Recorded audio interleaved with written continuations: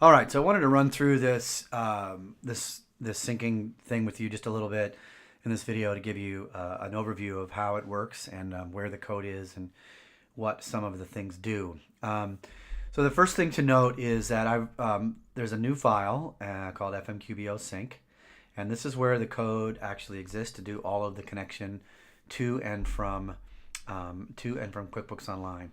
So it looks at your old file here and makes the changes that it needs to in this file, but it all runs inside of here. So this looks going to look kind of familiar. We have that same QBO client helper in here, and your username and password are still in here like they were before. And then up above, we have a script called sync all, and then I have a folder for vendor, items, and POs. And that's where the code is for each of these. I'll get back to that in just a minute. So looking at this screen here, this has this button which will run the sync all, and that is that script that we were just looking at, this guy. And that's the script you're going to want to set up on your server to run to run server side. And any of the entities that you connect using the methods that we have here will show up in this portal. And basically, we needed a place to store the last time that we checked QBO for things like the vendor, the item, and the purchase orders. So every time it connects, it's going to use this date to look for any changes that happened to, say, purchase orders since this date and time, or items since this date and time, or etc. Now they're kept separately because you may start a sync, but some things don't run for whatever reason.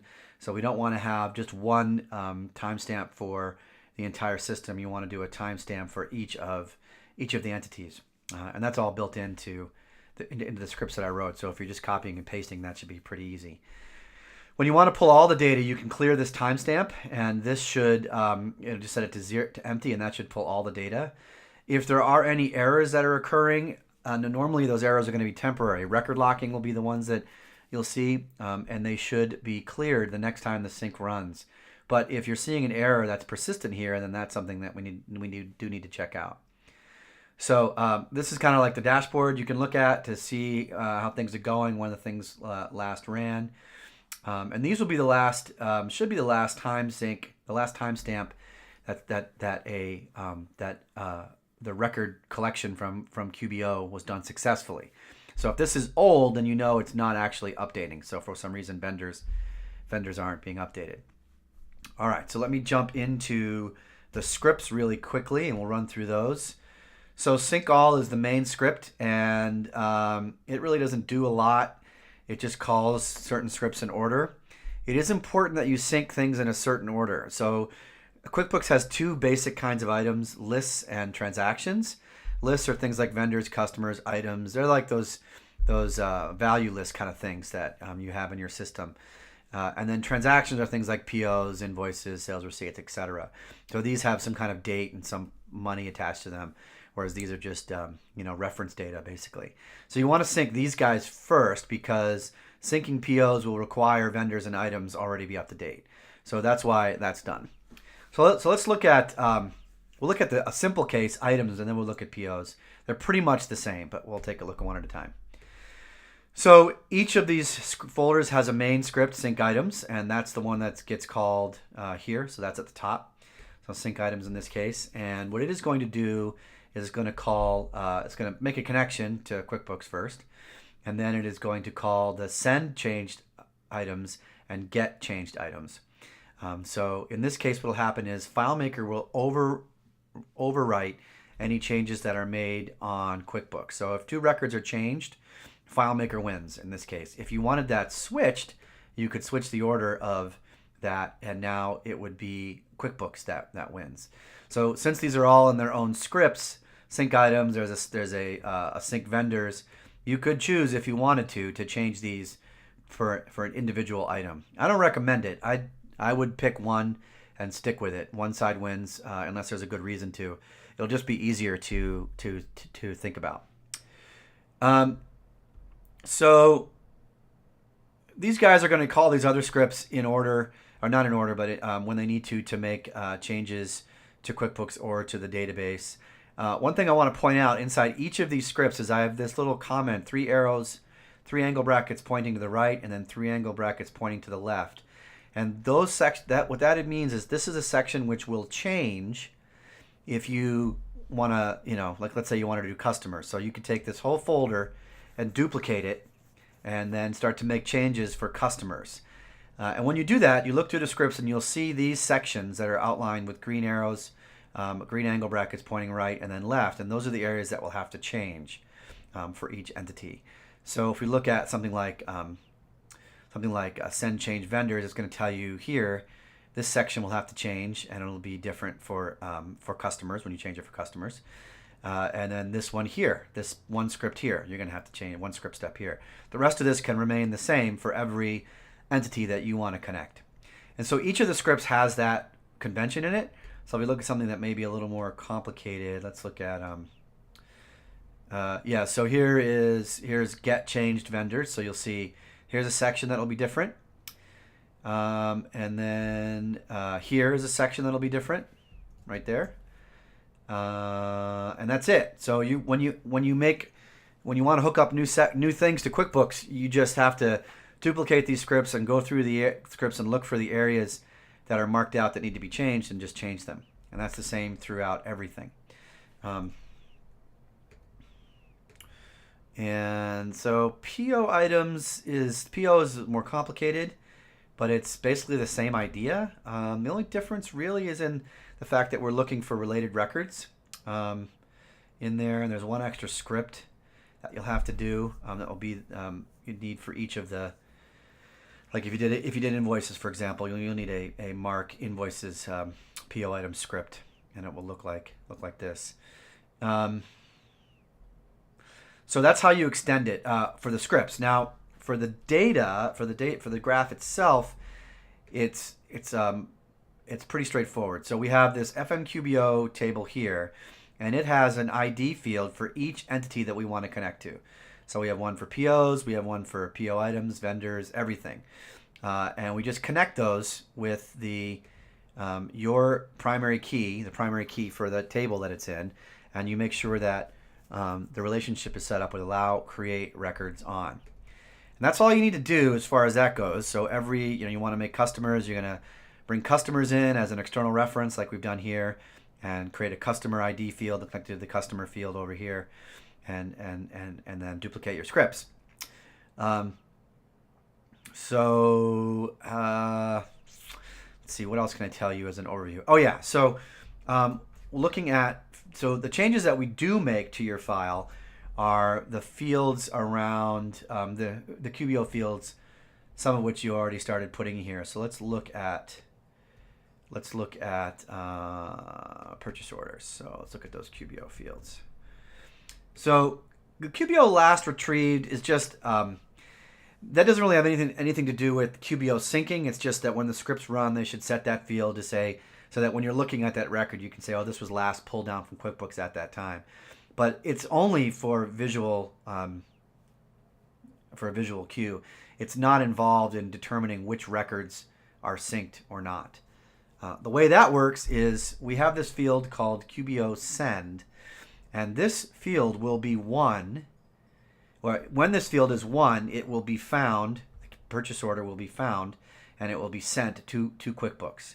So the way that we manage that logic is pretty straightforward. We do an auto enter calc that anytime the data in the QBO table changes, it will cause it to be set to 1. And there's some other stuff in here that has to do with the sync engine allowing it to update the record without triggering it needing to be sent again and again and again. So this just basically does that. So if this field, QBO send, is 1, the record will be sent the next time the sync happens. If it's 0, it will not be sent. And QBO ID, is the QuickBooks ID. QBO status. So status is not in all the fields, all the tables, because this is really the status of the QBO record.